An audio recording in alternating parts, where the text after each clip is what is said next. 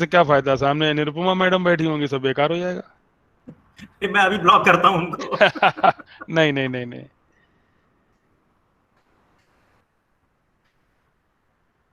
हाँ, वो ऑन, मेरे ख्याल से रिकॉर्डिंग ऑन हो गई है। जी so sir.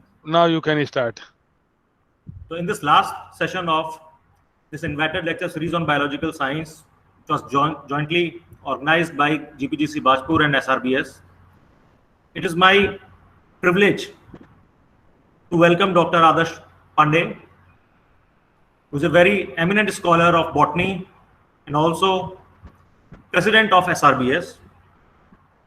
Now I call upon Dr. Neelam Manola ma'am to formally introduce our guest to our audience. Over to you, Thank, Dr. Manola. thank you, sir. Thank you very much for providing me the opportunity to introduce our guest speaker today. Good morning, everyone, and I welcome you all on the seventh and last day of this lecture series on biological sciences 2020. It is our immense pleasure to have Dr. Adarsh Pandey as eminent speaker for today's session. Dr. Adarsh Pandey is Assistant Professor and HOD of Botany Department at SSPG College, Shahjahanpur, UP.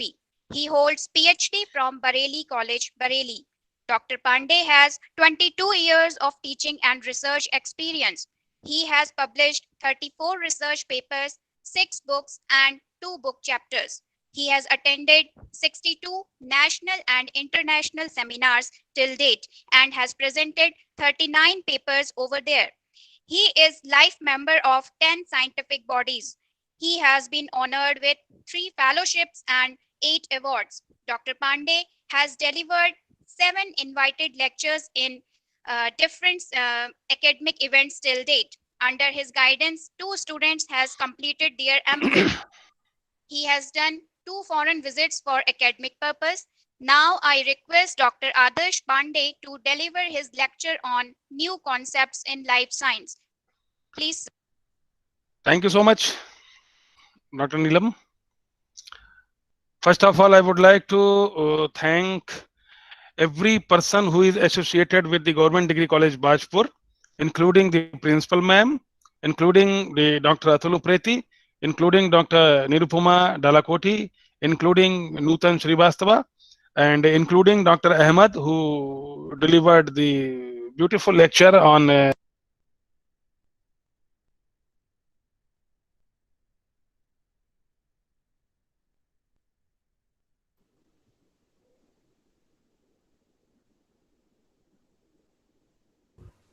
Sir आपका mic off हो गया है।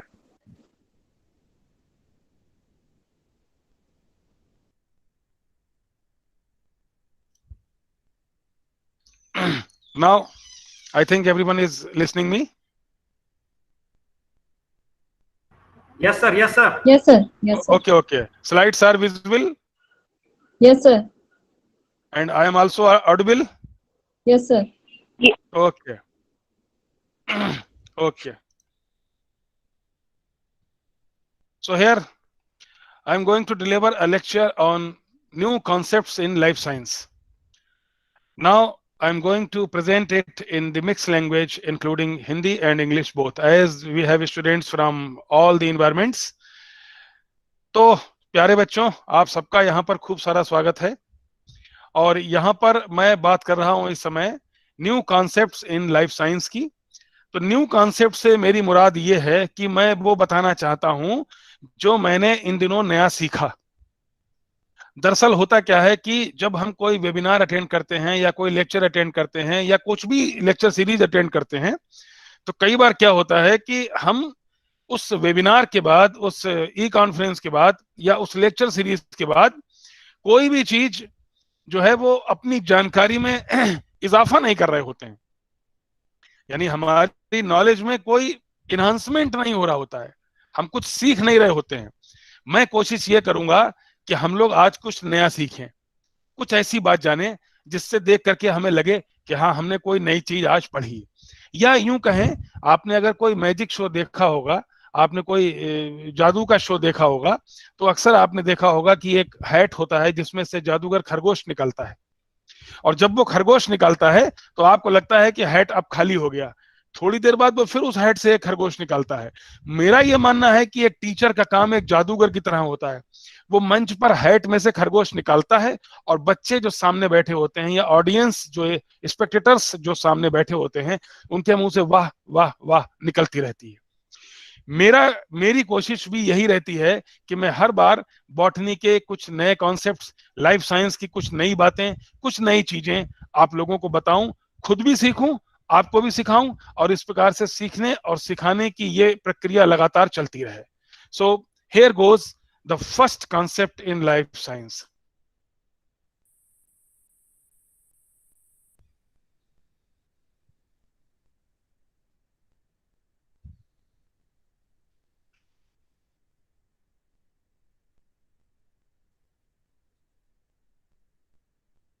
Slide change हो गई है वहां पर?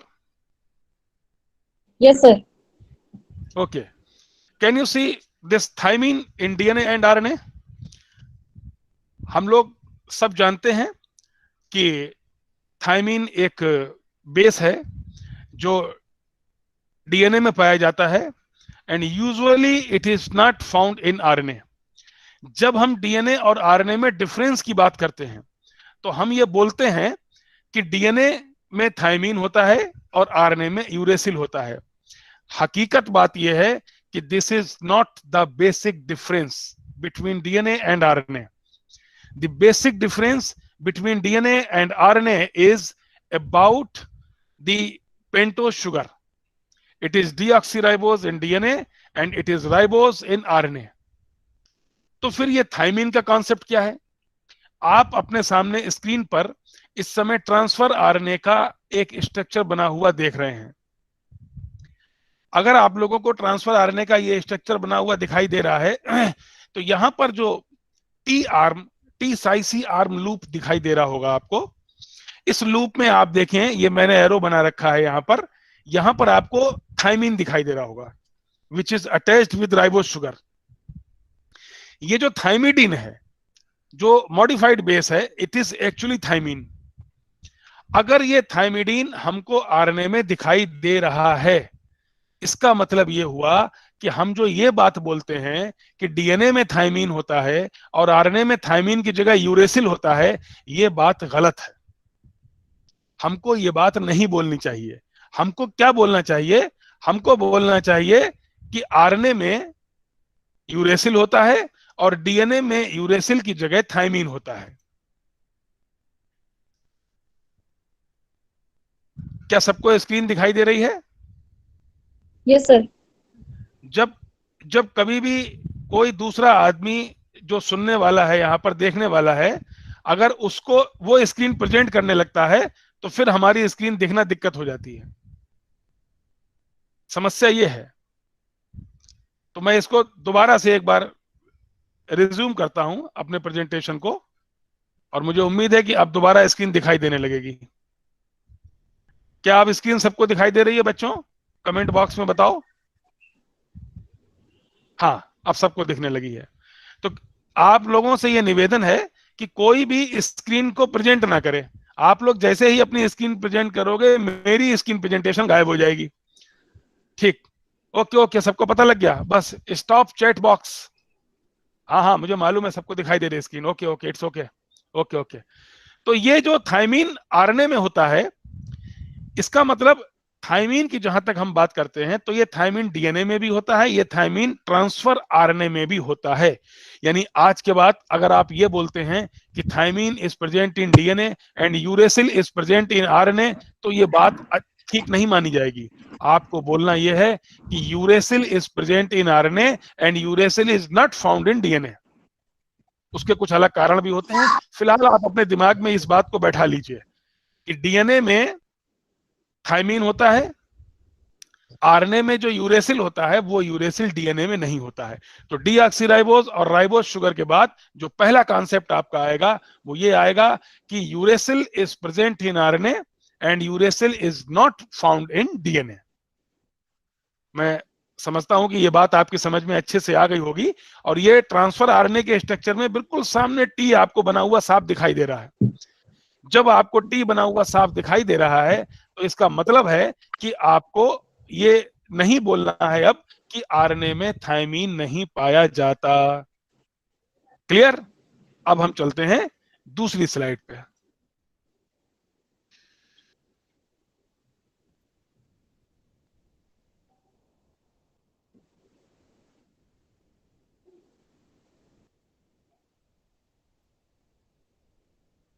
ये स्लाइड सबको दिखाई दे रही है?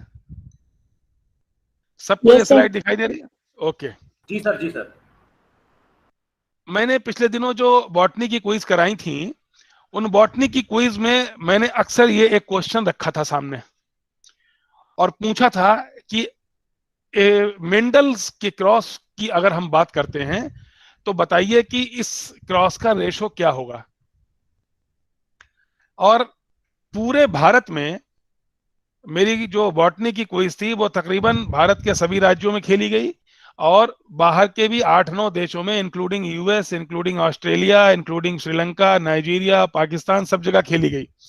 और मुझे बेहद अफसोस के साथ ये बताना पड़ता है कि जब भी ये क्विज खेली जाती थी तो ये जो मेंडल का क्रॉस में दिया करता था, उस क्रॉस का रेशो लगभग सभी, मतलब 10%, 20% लोगों को छोड़ के लगभग सबने गलत जवाब दिया। और गलत जवाब देने के बाद जो मुसीबत थी वो ये थी कि लोग इस बात को समझने को तैयार ही नहीं थे कि ये ट्राई हाइब्रिड क्रॉस नहीं है। हाइब्रिड का मतलब होता है हेट्रोजाइगस। मैं आपको ये सामने एग्जांपल देता हूं। अगर आप इसको गौर से देखें तो ये कैपिटल ए स्मॉल ए और कैपिटल ए स्मॉल ए, दोनों जीनोटाइप में सिर्फ ये एक मोनोहाइब्रिड कंडीशन आपको दिखाई दे रही है। बाकी जो जीन एलील बी और एलील सी हैं ये होमोजाइगस डोमिनेंट स्टेज में है। तो यहां पर जो नंबर आप गैमीट बनेंगे वो 2 गैमीट इस साइड में बनेंगे, 2 गैमीट उस साइड में बनेंगे। और जब 2-2 गैमीट बनेंगे तो जो पनेट स्क्वायर है वो 4 का बनेगा। तो ये मोनोहाइब्रिड क्रॉस है क्योंकि इसमें दोनों तरफ सिर्फ एक हाइब्रिड है। आप जरा गौर से इसको देख लें, इसमें दोनों तरफ एक ही हाइब्रिड है, 2 हाइब्रिड नहीं है। तो ये डाई हाइब्रिड क्रॉस नहीं है। अगर ये ट्राई हाइब्रिड क्रॉस होता तो यहां पर capital A small A, capital B small B, capital C small C इधर भी होता और इधर भी capital A small A, capital B small B, capital C small C होता। चूंकि दोनों तरफ सिंगल सिंगल हेटेरोजाइगस स्टेज है इसलिए द क्रॉस इज मोनोहाइब्रिड। और मोनोहाइब्रिड क्रॉस का रेशो, फिनोटाइप रेशो होता है 3:1। और देखिए नीचे आपको डाई हाइब्रिड क्रॉस का रेशो दिखाई दे रहा होगा। अगर कोई आपसे, मैं इसी के साथ में ये बात बताता चल रहा हूं आपको कि अगर 3:1 की का मल्टीप्लाई 3:1 से कर दिया जाए तो डाई हाइब्रिड रेशो निकल आता है। ट्राई हाइब्रिड रेशो निकालने के लिए आप मोनो हाइब्रिड 3:1 का मल्टीप्लिकेशन 9:3:3:1 से कर दीजिए। तो अगर 3:1 को डाई हाइब्रिड क्रॉस के रेशो से मल्टीप्लाई करते हैं तो आप देखिए 3 9 जा 27, 3 3 जा 9, 3 3 जा 9, 3 1 जा 3। ये थोड़ा गलत हो गया यहाँ पर, 27993 होना चाहिए यहाँ पर, 27993। और उसके बाद 1 से मल्टीप्लाई कर दीजिए तो 1 9 जा 9, 3 3 1। तो ट्राई हाइब्रिड क्रॉस का रेशो आपको याद करने की जरूरत नहीं है। आपको ट्राई हाइब्रिड क्रॉस का रेशो मोनो की डाई से मल्टीप्लाई कर देंगे तो ट्राई हाइब्रिड क्रॉस का रेशो निकल आएगा। ये 27993 होगा, यहाँ पर 1 नहीं होगा। तो मेरे ख्याल से ये बात भी आपकी समझ में आ गई कि अगर ये मोनो हाइब्रिड क्रॉस है तो इसका रेशो 3:1 होगा। Okay, let's move on to next slide. हम लोगों ने सबने पढ़ा है कि किसी भी प्रोटीन को बनाने के लिए 20 अमीनो एसिड्स की आवश्यकता होती है। अगर 20 अमीनो एसिड्स की आवश्यकता होती है तो ये बात हम लोग बरसों से पढ़ते चले आ रहे हैं। लेकिन इधर जो नई बुक्स आई हैं, जो नया इजाफा हुआ है, जो नई चीजें हमको जानने को मिली हैं, उसमें आप गौर से देखिए कि 20 की जगह 22 अमीनो एसिड्स की बात अब हो रही है। यानी कि अब अगर आप ये बोलें कि प्रोटीन बनाने के लिए जितने अमीनो एसिड्स हमको चाहिए वो 20 नहीं 22 अमीनो एसिड्स हैं। तो 22 अमीनो एसिड्स को देखें अगर आप, तो जो 21वां अमीनो एसिड है वो है सेलेनोसिस्टीन, जिसको हम डिनोट करते हैं SEC से या U से। ये एक दूसरे अमीनो एसिड सिस्टीन की तरह होता है, लेकिन इसमें सल्फर की जगह सेलेनियम होता है, और सल्फर की जगह अगर सेलेनियम होता है तो जाहिर सी बात यह है कि ये सिस्टीन की तरह तो हुआ, लेकिन सिस्टीन को फॉलो नहीं करता, तो ये सेलेनोसिस्टीन है।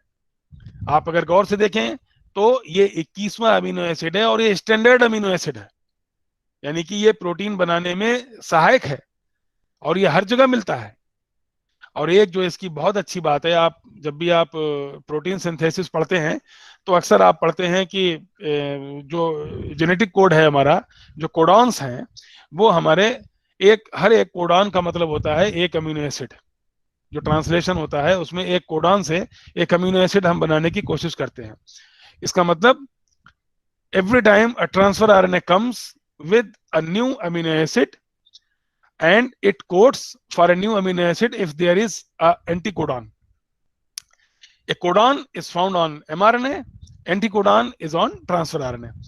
अगर आप गौर से देखें, केवल 3 कोडॉन ऐसे होते हैं जो किसी भी अमीनो एसिड को कोड नहीं करते, और वो 3 अमीनो एसिड वो 3 कोडॉन कौन से होते हैं?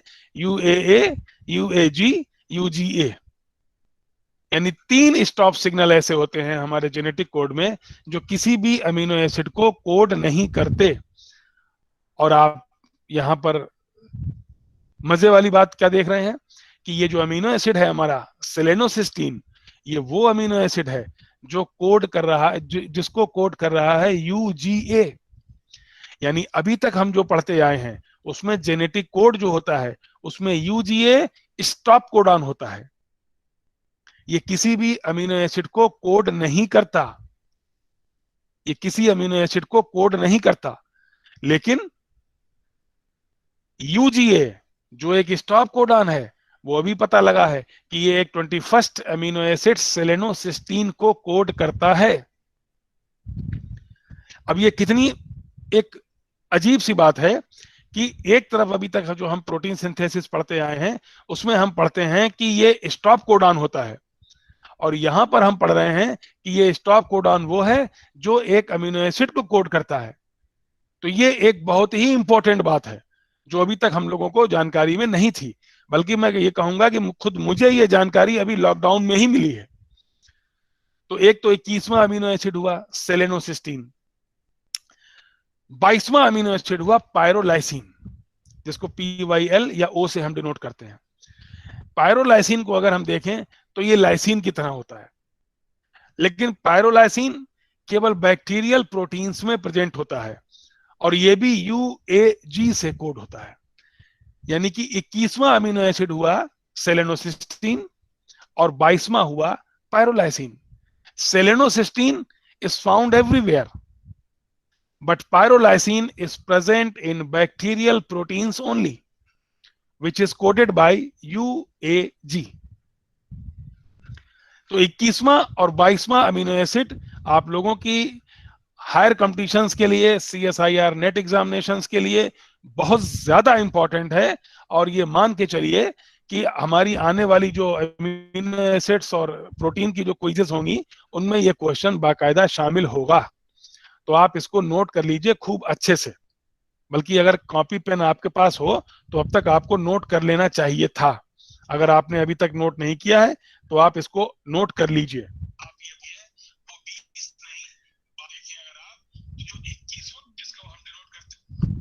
तो मेरे ख्याल से ये बात आपकी समझ में आ गई। Now we move to the next slide.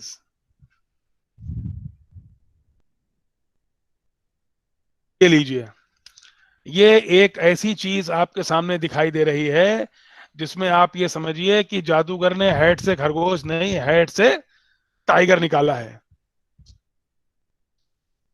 इस स्लाइड का सब लोग फोटो ले लीजिए, स्क्रीनशॉट ले लीजिए। ये चीज जल्दी आपको कहीं मिलने वाली नहीं है। दरअसल है क्या, अभी तक हम लोग जो पढ़ते चले आ रहे हैं तो हम ये पढ़ते हैं कि जब भी हम कोई क्लासिफिकेशन पढ़ते हैं या हम कोई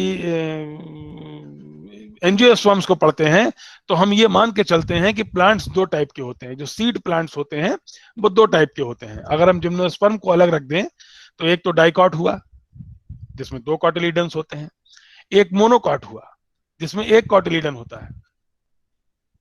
अब मैं आपको ये बता दूं कि एंजियोस्पर्म फाइलोजेनी ग्रुप क्लासिफिकेशन, जो कि सबसे पहले स्टार्ट हुआ था 1998 में, दूसरा आया इसका रिसर्च पेपर 2003 में, तीसरा आया 2009 में, और चौथा पेपर पब्लिश हुआ 2016 में।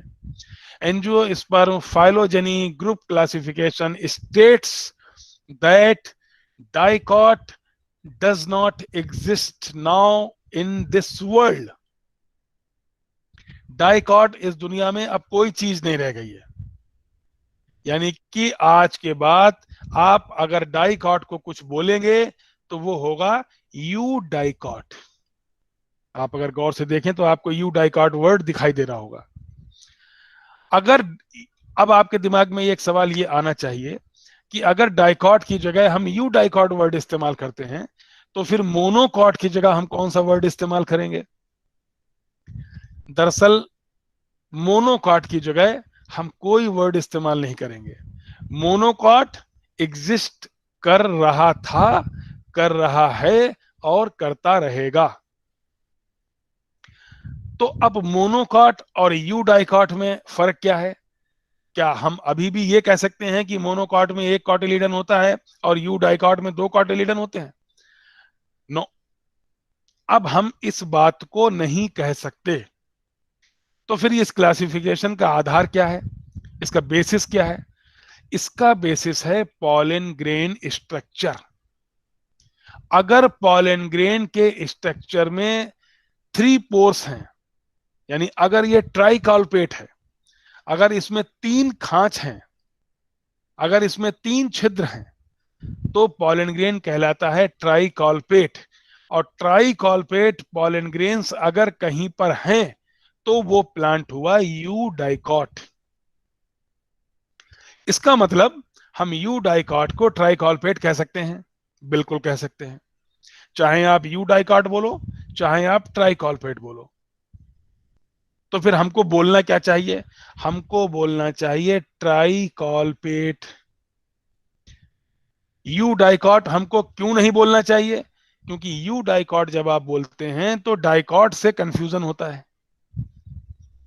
यानी अगर आपको कोई पूछे कि ये प्लांट किस कैटेगरी को बिलोंग करता है, तो आप बोलेंगे either it belongs to tricolpate if it has 3 colpi in its pollen grain structure. अगर इसके पॉलन ग्रेन में 3 पोर्स हैं तो ये ट्राइकॉल्पेट हुआ। जिसमें ज्यादातर डाइकॉट आते हैं, सारे डाइकॉट जो पहले डाइकॉट थे वो नहीं आते हैं। तो क्या वो डाइकॉट मोनोकॉट में आने लगे? नो, मोनोकॉट में सिर्फ मोनोकॉट आते हैं। तो फिर मोनोकॉट क्या हुए? मोनोकॉट वो हुए जिनके पॉलन ग्रेन्स में सिंगल फरो पाई जाती है। अगर 3 छिद्र हुए तो ट्राइकॉल्पेट, 1 छिद्र हुआ तो मोनोकॉट, यानी प्लांट या तो ट्राइकॉल्पेट होगा या मोनोकॉट होगा। यानी ट्राइकॉल्पेट और मोनोकॉट के अलावा क्या कोई और कैटेगरी भी इस समय वर्ल्ड में एग्जिस्ट कर रही है? केवल 2 या 3% प्लांट रह गए हैं।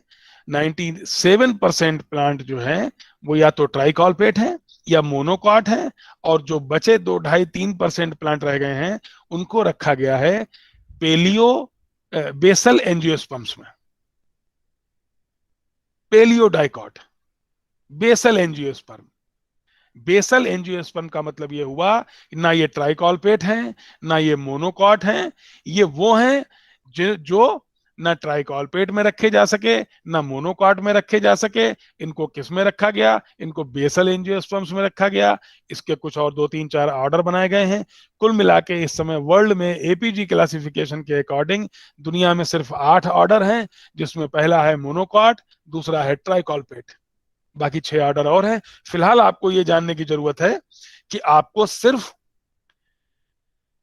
याद रखना है कि जो प्लांट्स हैं वो या तो ट्राइकॉल्पेट हैं या मोनोकॉट हैं। आपको डाइकॉट शब्द नहीं बोलना चाहिए। अब सवाल ये आता है कि क्या ये बात आप क्लास में बोल सकते हैं? यहां पर हमारे उप्रेती साहब की बात हमें याद आती है कि अगर बताने वाला हमसे ज्यादा जानता है वो तभी हमें अच्छा बता पाएगा, वो तब अच्छा जान पाएगा जबकि वो खुद पढ़ेगा। आपने देखा होगा कि मैं जितनी क्विज कराता हूं, जब मैं क्विज कराता हूं तो मैं मेहनत से क्वेश्चन बनाता हूं, तो मैं पढ़ाई करता हूं। मैं 10 क्वेश्चन बनाने के लिए 2.5, 3, 4, 5 घंटे भी मुझे कभी कभी लग जाते हैं, और कभी कभी तो नहाना धोना सब छोड़ छाड़ के मैं इसी पे लग जाता हूँ, क्योंकि इसमें इतना मजा आने लगता है कि मुझे लगता है कि हाँ, मैं कोई नई चीज आप लोगों को दे पाने में सक्षम हो पा रहा हूं।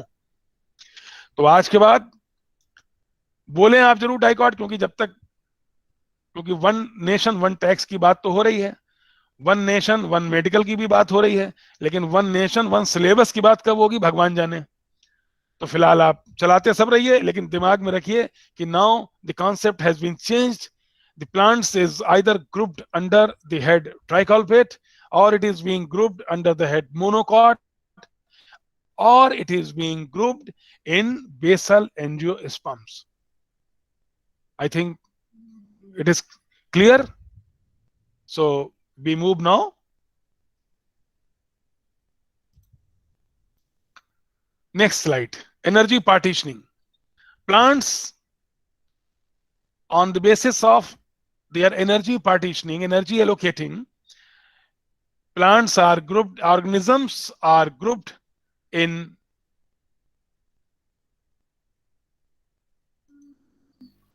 ईश्वर, देखो डॉक्टर शंकर मंडल जी ज्वाइन करने की कोशिश कर रहे हैं, तो आप एक बार लेफ्ट करके दोबारा आकर के देखो, कोई जो ज्वाइन करना चाह रहा है उनको ज्वाइन करवा दो। So plants are divided into R selected categories or K selected categories. R selected categories are those which has rapid development, and K selected organisms are those which have slow development.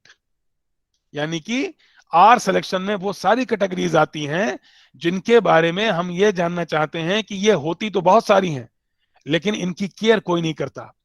के selection में भी ये species कम हो जाती हैं, better competitors हो जाते हैं, और इनका जैसे आप यूं समझ लो, अगर किसी जगह पर अनलिमिटेड फूड हो और संख्या कम हो, तो फिर ऑर्गेनिज्म क्या करेगा? जम के खाएगा और जम के रिप्रोडक्शन करेगा। वो कैटेगरीज रख दी जाती हैं आर सिलेक्शन में। अगर वो 1000 बनेंगी तो 900 उनकी डेथ हो जाती है, क्योंकि पेरेंटल केयर उनके यहां नहीं होती। के सिलेक्शन में एनवायरमेंट रेस्ट्रिक्टेड हो जाता है, फूड सप्लाई लिमिटेड हो जाती है, तो इनका नंबर कम होता है, and they are better competitors. तो आर सिलेक्शन के सिलेक्शन को आप बस ऐसे समझ लीजिए, और बहुत सारे क्वेश्चन आपको आर सिलेक्शन के सिलेक्शन के मिलेंगे, क्योंकि ये बिल्कुल नया कॉन्सेप्ट है और इस समय बहुत ज्यादा चल रहा है। सो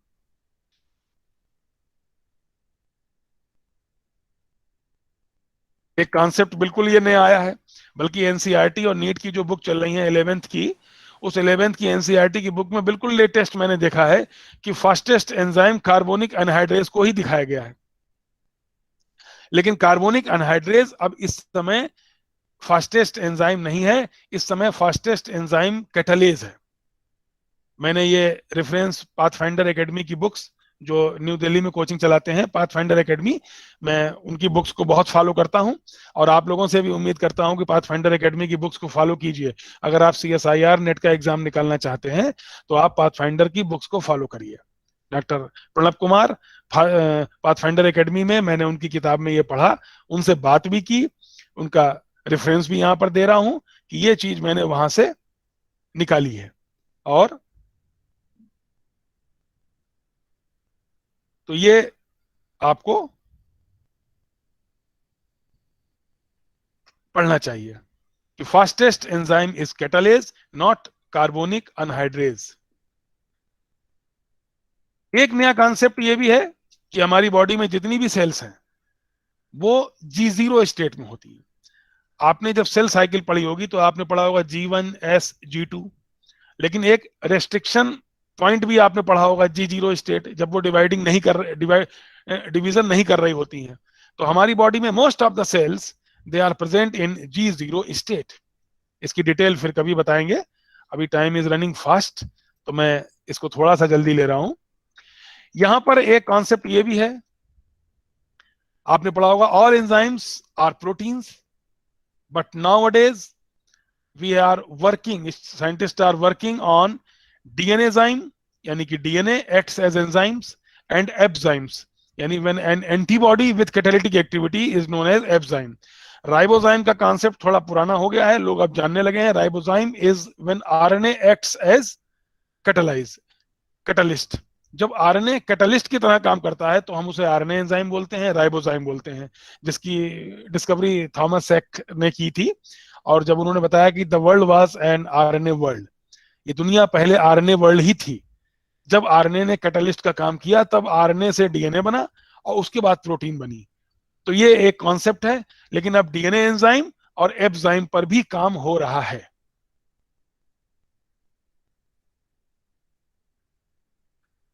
एक कॉन्सेप्ट ये मैं इसलिए बताना चाहता हूं क्योंकि अक्सर हमारे बच्चे जानते हैं कि ये सेल या तो प्रोकैरियोटिक होती है या यूकैरियोटिक होती है, लेकिन अक्सर हम लोग अपने बच्चों को या बच्चे हमसे जानना नहीं चाहते हैं और वो नहीं जानते हैं कि मीजोकैरियोटिक सेल भी होती है कोई। जब हम मीजोकैरियोटिक सेल की बात करते हैं तो हमको ये ध्यान रखना चाहिए कि ये वो सेल होती है जिसका न्यूक्लियस यूकैरियोटिक सेल की तरह होता है, लेकिन उस न्यूक्लियस में डिवीजन एमाइटोसिस की तरह होता है, जो कि दरअसल प्रोकैरियोटिक होता है, यानी कि जो प्रोकैरियोटिक सेल में पाया जाता है। और यहां पर मौलिकॉल जी,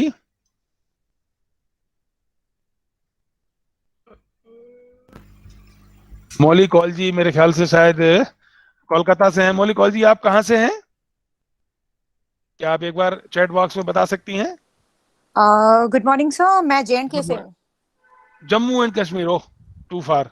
मोस्ट वेलकम मैम आप। Thank you sir. और मैं आपको जो आपने बात पूछी है मैं आपको बताता हूं। देखिए ये स्लाइड आपको विजुअल हो रही है? Yes sir. ओके, राइबोजाइम का कॉन्सेप्ट आप जानती हैं? Yes sir. Ribozyme when RNA acts as enzyme, okay. Yes sir. लेकिन अब इस समय डीएनए एंजाइम और एब्जाइम दोनों पे काम हो रहा है। DNA enzyme is the when DNA acts as catalyst. अभी क्या डीएनए भी कैटलिस्ट की तरह काम कर सकता है? अगर डीएनए कैटलिस्ट की तरह काम कर सकता है तो उस एंजाइम को हम बोलेंगे डीएनए एंजाइम्स। और अगर एंटीबॉडी, आप जानती हैं एंटीबॉडी भी प्रोटीन होती हैं, यस सर। तो when antibody acts as catalyst it is known as enzyme। Okay. और इस पे बहुत काम हो रहा है, इस पे बहुत काम हो रहा है। और मैं आपको, आपने ये सवाल पूछा मुझे बहुत अच्छा लगा। Pathfinder academy doctor Pranab Kumar की, आप न्यू दिल्ली से, आप, मैं आपको उनका व्हाट्सएप नंबर दे दूंगा, आप उनसे बात करके वो बुक्स ले लीजिए। मैं आपको बिल्कुल सही बता रहा हूँ कि मैंने अपनी जिंदगी में जो कुछ भी पढ़ा sir, I have pathfinder books. तो फिर बिल्कुल रिसेंट वाली जो एकदम बिल्कुल नहीं आई है, अभी 6 महीने पहले। नहीं वो नहीं है, पुरानी है मेरे पास। तो आपके पास ब्लैक कवर वाली होगी? Yes sir. हाँ, अब आप ब्लू कवर वाली, बल्कि मैं, अगर आप कैमरा देख सकते हैं तो ये मेरे सराहने रखी रहती है, अगर आप देख पा रही हैं। Yes sir, I can see. क्या आपको हमारा ये? Yes sir, it is visible. नाम लिखा दिखाई दे रहा है आपको? Yes sir, yes sir. और ये इस कवर वाली आप मंगा लीजिएगा। और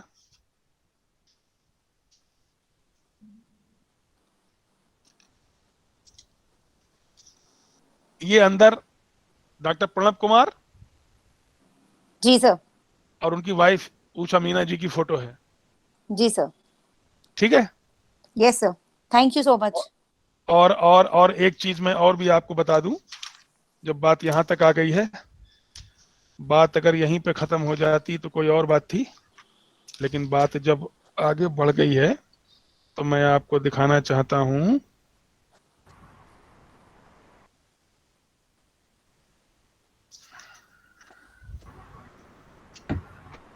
ये 2 वॉल्यूम हैं इनके। एक वॉल्यूम अभी मैंने आपको दिखाया, दूसरा वॉल्यूम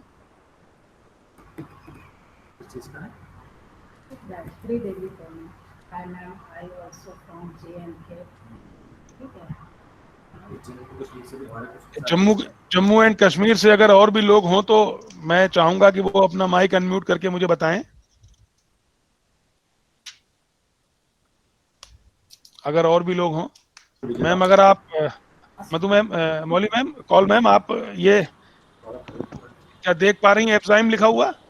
Yes, sir. सर इस बीच ये में है स्वागत करना चाहूंगा हमारे महाविद्यालय की संरक्षिका, हमारी प्रिंसिपल मैम प्राचार्य महोदया का, वो हमसे जुड़ गई हैं, वो मेरी लॉगिन आईडी से वो बात करेंगी आपसे। आप अपना कंटिन्यू जी कीजिए जी सर। जी जी ma'am, good morning and most welcome. तो ये मौली मैम, आप एफजाइम देख पा रही हैं? Yes, sir. ओके ओके, ये पेज नंबर 128 है। और इसी के ऊपर, इस एफजाइम के ऊपर, बिल्कुल ठीक ऊपर, आप अगर देखें तो डीएनए जाइम आपको दिखाई दे रहा होगा। So इतना क्लियर नहीं है। देखिए आप, Yes, sir. अब दिखाई दे गया हो शायद Yes, DNA sir. Enzyme. Yes, sir. Headings में दिखा रहा था आपको। Yes, sir. Yes, sir. तो ये 128 पेज पर है, जिसको आप इसको पढ़ेंगी तो आपको ऐसा लगेगा जैसे आपको नशा हो गया हो। मतलब आप मतलब जैसे हेलुसिनेशन हो जाता है हम लोगों को। मैं तो इनका दीवाना हूँ। मतलब मैं अपनी जिंदगी में मैंने इतनी इतनी अच्छी बुक्स पढ़ी हैं। मेरे पास तकरीबन 200 बुक्स हैं बॉटनी की। जो बुक मुझे मिलती है, प्रेस्कॉट हो, पेल्जार हो, लेनिंजर हो, डेवलिन हो, जो है मैं सब खरीद लेता हूँ। सबसे अच्छा इन्वेस्टमेंट मैं इन्हीं को मानता हूँ। लेकिन जब से मैंने पाथफाइंडर को पढ़ना शुरू किया 12-13 साल पहले से, तो मैं इनका दीवाना हूँ। और ये जो भी नई किताब निकालते हैं सबसे पहले मुझको सप्लाई कर देते हैं बेचारे। So भले what is the आदमी। difference between their new edition and old edition? Madam मैं आपको अगर बताना शुरू करूंगा तो शाम हो जाएगी। नहीं नहीं। इतना डिफरेंस है, Okay, fine. इतना डिफरेंस है। मतलब इतनी ज्यादा चीजें नई आ गई हैं। और बायोकेमिस्ट्री का तो जवाब नहीं कोई इनकी Yes, sir. किताबों का। मैं अपना, आपको नंबर मेरा होगा आपके पास, आप मुझे फुर्सत से फोन कर लीजिएगा, मैं आपको बताता रहूंगा। और Yes, उनका sir, नंबर sure. भी दे दूंगा आपको, ठीक है? Sure, sure, तो sure. Continue. Can Thank move you. Ahead? Yes, yes. Okay, thank you. Mesokaryotic cell के बारे में मैं ये बता रहा था कि मीजोकैरियोटिक सेल जो होती हैं, वो, आपको स्लाइड दिखाई दे रही है सबको? जी सर, दिखाई दे रही है। Okay okay. जिनका न्यूक्लियस यूकैरियोटिक होता है, लेकिन जिसमें डिवीजन, न्यूक्लियर डिवीजन प्रोकैरियोटिक होता है, यानी ए माइटोसिस से होता है। एंड मेरे ख्याल से ये लास्ट स्लाइड होगी। ब्रायोफाइटा और ब्रायोफाइट, जितने भी बॉटनी के स्टूडेंट्स हैं यहाँ पर मौजूद, वो बहुत कायदे से इस बात को समझ लें कि ये आज के बाद अपने दिमाग में अच्छे से बैठा लें। Bryophyta and bryophytes are not the synonyms. ये सिनोनिम्स नहीं है, ये पर्याय नहीं है। ब्रायोफाइटा और ब्रायोफाइट में बहुत अंतर है। ब्रायोफाइटा, जब ये फाइलम इस्टेब्लिश किया गया था, तब इस ब्रायोफाइटा को बनाया गया था और ये कहा गया था कि ये वो ग्रुप है, ये वो फाइलम है विच सोलली बिलोंग्स टू मॉसेस। केवल मॉस का बना होता है ये, यानी इसमें केवल मॉस आते हैं। लेकिन जब बाद में ये एलेबोरेट हुआ और चीजें डिस्कवर हुई, तब एक शब्द नया इजाद हुआ, ब्रायोफाइट्स।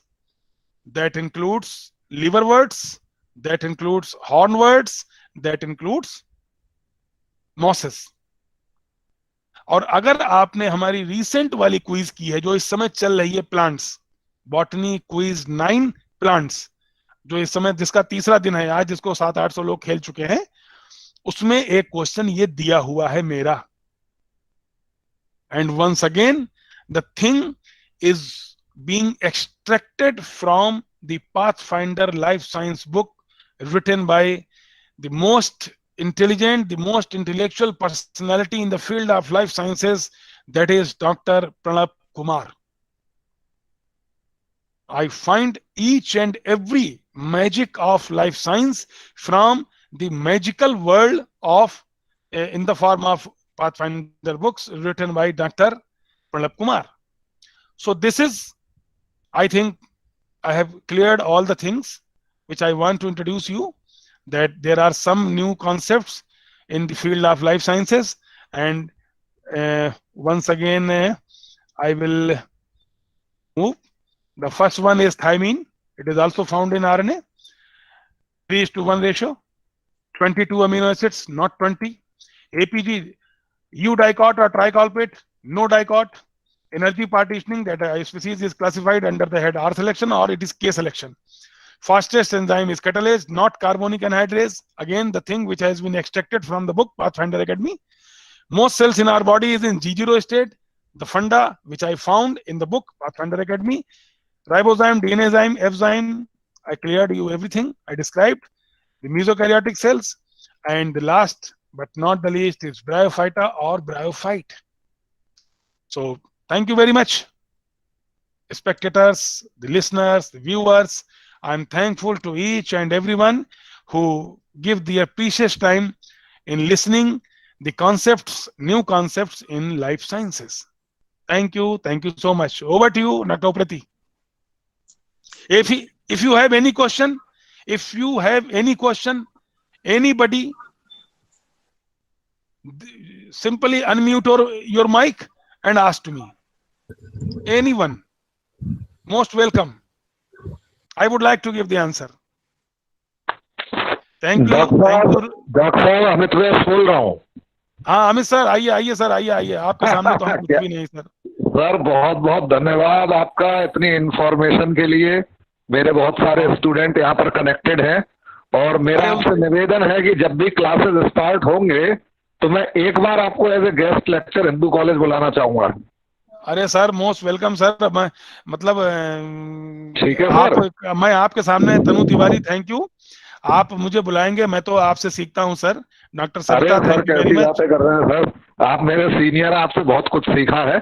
तो ये तो आपका बड़प्पन है सर, वरना तो सर खत्म हो जाए जरा, फिर मैं एक निवेदन आपको भेजता हूँ बाकायदा ऑफिशियल, और एक इनवाइटेड लेक्चर आपके लिए अरेंज करवाना है मुझे। मुझे उम्मीद है आप मेरा निवेदन स्वीकार करेंगे। अरे मैं बिल्कुल सर स्वीकार करूंगा, हालांकि चांद के सामने तारे नहीं बोला करते, लेकिन चलिए फिर भी मैं Neelam Manola ji, thank you very much. और मैं आपका बहुत बहुत धन्यवाद। नूतन श्रीवास्तव जी, कल्पना मोलिकॉल जी, सिंपल मिश्रा, सिद्धि विनायक, डॉक्टर सप्ता Taneja, Nirupama Dalakoti, Pratap Singh, Gayatri Devi, Preeti Jaiswal, Madhuri Pushpalata, Ayush Pathak, Preeti Jaiswal, Ruby Shaikh, and those who liked the lecture and say something in the chat box, and I would have been more happy if somebody asked the question. And Gayatri from Jammu and Kashmir, Gayatri Devi, thank you very much. And Dr. Amit Vais, thank you. And Zainab Fatima, thank you so much for being here. And anytime, Dr. K. Karthikeyan, I think you are from Professor of Botany, Government Arts College, Kumbakonam, Tamil Nadu. Thank you so much, sir. Thank you so much for being with us. Thank you so much. Bhavna Bhatt, thank you so much. Alia Sheikh, thank you so much. And over to you, Dr. Atul, sir. Thank you, sir. Thank you, Adarsh, sir, for illuminating our students' knowledge. The lecture was very informative and remarkable. और मुझे पूरी उम्मीद है कि हमारे listeners के life science के बहुत सारे कॉन्सेप्ट्स आज क्लियर हो गए होंगे। और सर मैं आपको बताना चाहूंगी कि मैं भी पाथफाइंडर को ही फॉलो करती हूँ अपने एमएससी स्टूडेंट्स के लिए, और मैं भी आप ही की तरह बिल्कुल दीवानी हूँ पाथफाइंडर की। एंड सर मैं आपसे कहना चाहूंगी that you Drew the attention of all the listeners from starting point of the lecture to the end of the lecture. Thank you very much sir, thank you very much. Atul sir से मैं Atul sir आप जो message convey करना चाहेंगे अब Atul sir convey करेंगे। मैं Atul sir एक मिनट मुझे और दीजिएगा आप। मैं जितने भी लिसनर्स हैं, स्टूडेंट्स हैं यहाँ पर, जो मैं सोसाइटी हम लोग चलाते हैं, society for research in biological science, उसमें ऐसे बहुत से लेक्चर्स, बहुत से क्विजेस, बहुत से सेमिनार, बहुत से वेबिनार्स होने हैं अभी। मैं चाहूंगा कि आप सभी लोग उसके मेंबर बने। आप मुझसे व्हाट्सएप पर कांटेक्ट करें, मैं आपको उसका पूरा प्रोसेस भेज दूंगा। आप उसके मेंबर बने, आपको बहुत कुछ मिलेगा। Ayushi Gupta thank you, Ritu Pandey thank you. हाँ yes sir, thank you sir. So now we move on to our next session, which is valedictory. I welcome all the dignitaries from different colleges and universities across the country.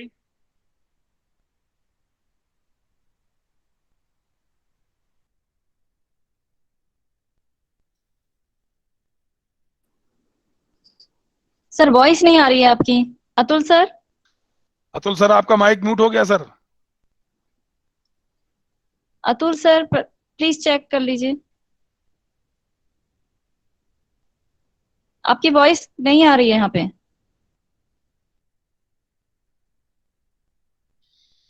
Atul sir आपकी voice नहीं आ रही है। Nirupama ma'am आपने photograph ले लिए थे? हाँ ली थी सर, लिए थे। अच्छा अच्छा।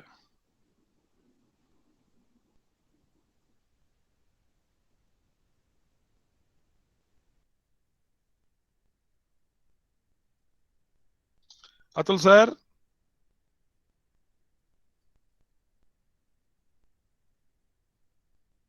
कहाँ चले गए अतुल सर? अतुल सर आपका माइक म्यूट हो गया। अतुल सर आपका माइक म्यूट है सर। जी सर, मैंने मोबाइल से लॉग ऑन किया। इस समय आ रही है सर आवाज? हाँ अब आ रही है, अब आ रही है आपकी आवाज। So, thank you, Dr. Adarsh. Now we'll move upon to our next session, which is valedictory. And in this session, I welcome all the dignitaries and guests from across the country. Thank you all for joining us. And now I will call upon Dr. Nirupama Dalakoti, our rapporteur, to present a short report on this lecture series. Over to you, Dr. Dalakoti. Thank you so much, sir. Good evening, everyone. I am extremely honored and privileged to getting an opportunity to get vote of thanks to our prestigious dignitaries who could spare precious time for this lecture series from their busy schedule. This 7-day lecture series was indeed a very successful event, and this could not have been possible without your presence. The series was started on 26 June with Dr. Rajen Singh from Bareilly College, who delivered his lecture on immunity, the fight against diseases. On 27th June, Dr. Pramod Kumar from TSR Government Degree College, Pauri Garhwal, presented his lecture on water pollution, the problem and the solution. On 28th June, Dr. Deepika Saini from Chamanlal Mahavidyalaya, Haridwar, who delivered lecture on science and environmental degradation and overview. On 29th June, Dr. Ahmed Parvez from Radhe Hari Government PG College, Kashipur, US Nagar, Uttarakhand, who gave lecture on insect pests and their management. On 30th June, Dr. Amit Vaish from Hindu College, Muradabad, delivered lecture on how to get life science on fingertips. On 1st of July, Dr. Sankar Mandal from Government PG College, Pithoragarh, presented lecture on immunology against coronavirus. The final lecture series was delivered by Dr. Adarsh Pandey, who delivered lecture on new concept of life science. I would like to thank all our eminent and renowned speakers for making this event illustrious and successful. All the lecture of the series were full of information, and I feel the students who have attended this series will be able to extract best result by applying the tips in their studies. I believe that the knowledge you have shared will help immensely in the development of students. I would like to give special thanks to our renowned speaker, who is also a great writer and poet, Dr. Adarsh Pandey, who coordinated in the entire lecture series and made this event popular by posting the content and video of the lecture in social media. Once again, I thank you all for having spared your precious time for all of us. We look forward your participation on future event also. At last, I would also like to thank the principal of Bajpur Degree College, Dr. Kamla Chanial ma'am, and event coordinator Dr. Nutan Srivastav, and organizing secretary Dr. Atul Upreti for having organized this wonderful series. Thank you so much. Thank you, sir. Thank you, ma'am, for your kind words. Now I would like to call upon our convener, Dr. Professor Nutan Srivastav, ma'am, to convey our sense of gratitude to our guests. Thank you.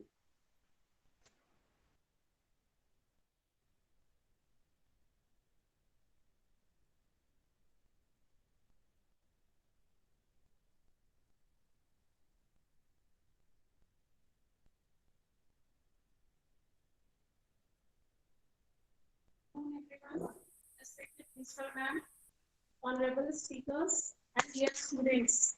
Now we come to an end of the lively gathering.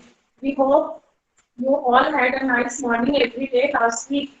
On behalf of the organizing committee and the audience, I feel privileged and honored to get this opportunity. And I